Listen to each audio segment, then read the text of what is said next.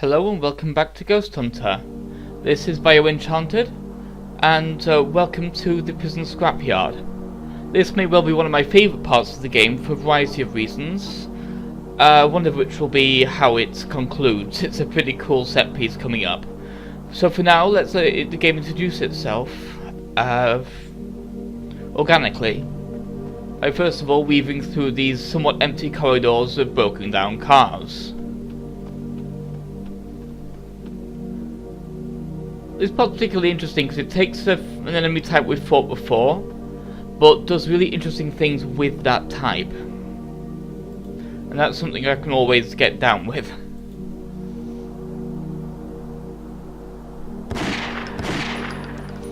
First of all, we'll do that to release the gas from the car.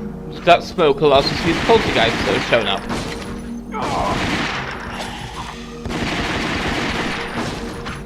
Yeah, this is one of the easier places to fight poltergeist things because it's big, you can easily dodge around stuff, and the poltergeists are visible because of the smoke, so you can make it in a variety of different ways. So that's pretty cool.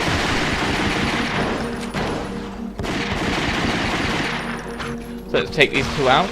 These are really the most dangerous pair at this point in the level, because the other ones don't really fight back. The other ones are really more nuisances than anything else, but that's those two taken care of. So let's move on and see what the next stage has in order. On offer, rather. Around another corner, and we'll see what the next, I hate to call it this, but puzzle has in store. A water tower. Oh, isn't that cute? The poltergeist is trying to mess with our puzzles.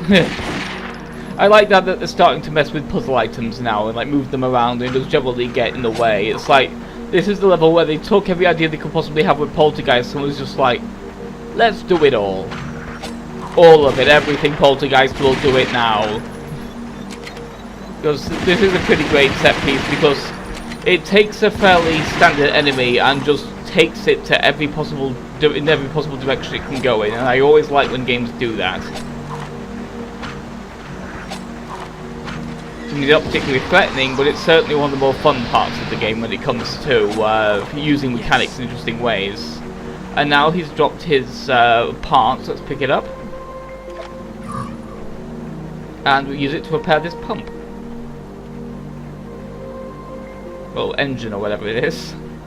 Place the piston on there, and turn this on to move that wall.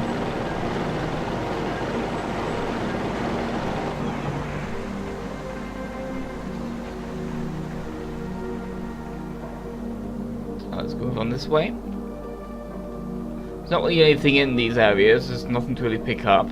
But I do quite like this little hut, though, like this, essentially where the foreman of the scrapyard probably lived, or whatever you call the guys that own a scrapyard.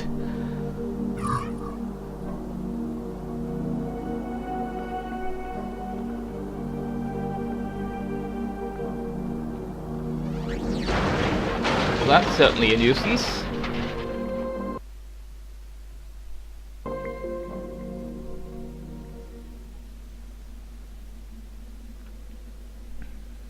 I told you to wait.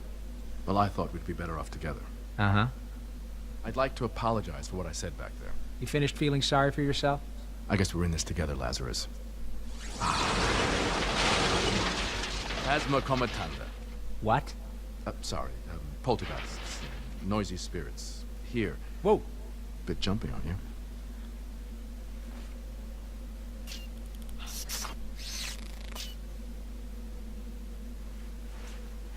Try them now. Cool. About 4 days too late, but cool.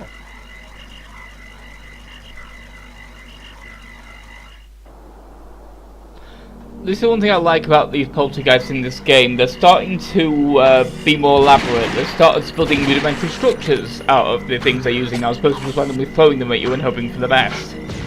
It's something I quite like. These are me playing with the grenades to see if they're any good, and really they are pathetic. Even against something as weak as a poltergeist, it takes pawns to take him out. This is why I never use them. So let's move on now. The main problem with this section of the game is we need to use first-person view a lot because the alcohol can see them. That, yes, was me putting on a cheat that will stay on for the rest of the game because of conceits like that are just a pain in the arse to actually play through. Luckily, I never actually need it. My health never actually runs out, but that's just an infinite health cheat I put on just for safety. Seems quiet. Are you gonna say it or am I? Too quiet. You were saying, Lazarus? This doesn't look good. No. I mean, I'm all for recycling, but, yeah. Any ideas? No. Not even a name like, Maximus Heapus of Junkus? No. You don't say much when you're nervous, do you? Because I'm quite the opposite. I talk. Did you notice that? Yes. You want me to deal with this one? No, don't worry. I'm on a roll. Use the goggles! Try to stay alive! Yeah, I'm gonna write that down. That's a good tip. Yep, Poltergeist Truckosaurus. Favorite boss because of design, but kind of a pain in the arse to play because you spend a lot of it in first-person view. So this is me trying to play as well as I can to avoid having to actually use that cheat I put on. But I put it on for safety because having to stay still while fighting something like this is kind of mean. And there is a part later on where it gets much more aggressive and I do lose a lot of health. Not quite enough for the cheat to actually properly kick in, but it's very close. But yeah, there are 3 poltergeists holding this thing together. They're all starting to learn to work together now. That's one thing I really like. This game has taken an idea, a very good enemy type that's in every game, and done something truly unique and interesting with it, even if it's kind of annoying to actually play against. Quite like this, like firing missiles and trying to crush you with a big thing. It's just generally as an entertaining idea, even if it's not as fun to play as it should be. Because it moves around so much, it's really hard to get a beeline with the grenade. You pretty much just have to stand in the way of its attacks and just hope you can handle it from there. This boss is one that really it should be a lot better than it is. I like its design, but I do not like the way it plays, that's all. As you can see, it's just a bunch of standing around, missing all these shots, trying to actually hit anything with it. And it's just kind of pathetic, but I just like the way it's put together, literally. I mean, what else would we better fight in a scrapyard full of poltergeists, I ask you? This was really the only option.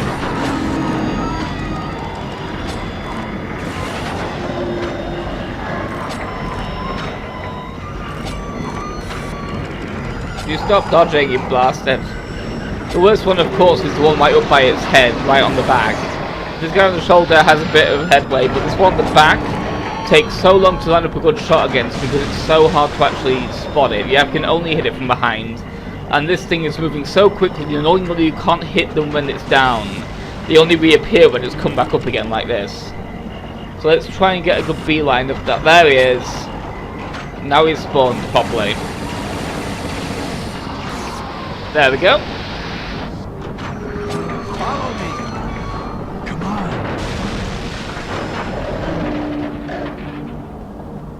That's just a really good fight. I like that fight.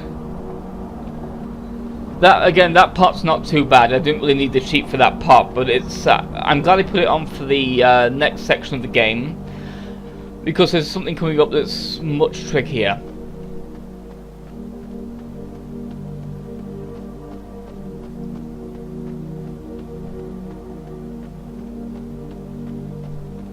So let's follow him through the scrapyard now that we've taken care of business. And finally actually complete the prison properly. If you lose sight of him, it can be hard to work out which direction to actually leave that arena from, though it's a very symmetrical looking arena. And here we are, a different abandoned lighthouse now.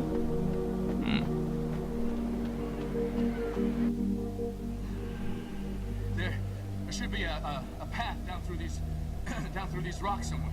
Okay, stick close. I think we've seen the last of it. Oh, shit! I have an idea.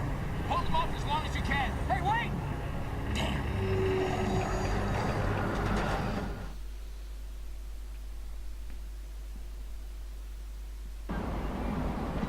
Yep, he took our goggles, and now the lighthouse is a giant pair of goggles, so whenever it sweeps across the guy's shoulder, you'll see the poltergeist there, so you can actually catch it. This is really difficult though, because as you can see, he's much more accurate. You can only really grenade it when you can actually see it, which is really annoying. And it's much more aggressive as well as being much more accurate, so getting hit is a much bigger problem in this part of the fight. Like that. This is why I'm glad I put the cheat on for this part, because this part would have been undoable without it. The game isn't quite good enough for doing that, but there we go, there's a good chunk of the poltergeist taken out.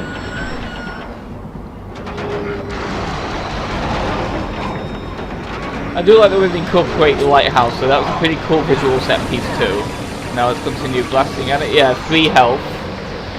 But we just caught it in time to not lose any more than 3 health, so that's why I feel that we didn't actually need the cheat on. I may have been able to survive this fight without it. Admit it. You're impressed. Can we just go? Well, this the way to the teleport gate? If you mean the spectral transference gateway, yes. Fine. There's still a lot I want you to fill me in on. Likewise, Lazarus, likewise. You know, where we're heading, it's going to be kind of weird seeing you next to Mr. Computer Head. Oh yes, quite. And there's a librarian who is going to skin you alive. Big fines, man. You mistreated her books. Uh-huh. I was a monitor. I love that line, I was a monitor. Professor?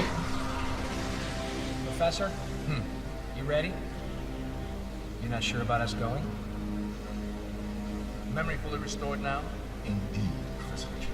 Will you remind the Keystone Copier why we're going? There is evil in the world that cannot be seen, and someone must defeat it. You got him well trained, but if you'd have stopped staring at your boots, you'd have noticed I'm ready. Oh, we're ready, are you? So, this is the final gateway, huh? Mm-hmm. You know what we're going to find through here? Since it's our last hope, I'm counting on us finding Kate Heller. And Steel? She's got to be somewhere. Lazarus, I want to warn you, this isn't like the others. It's not a place I just visited, went on a ghost hunt, and came back with some trophies. It's where I worked for years, and I had to leave in quite a hurry.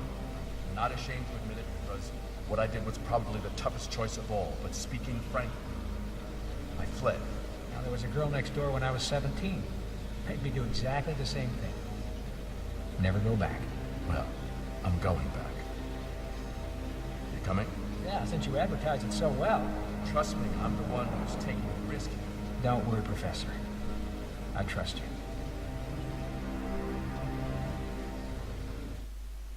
And here we are coming to the final level now.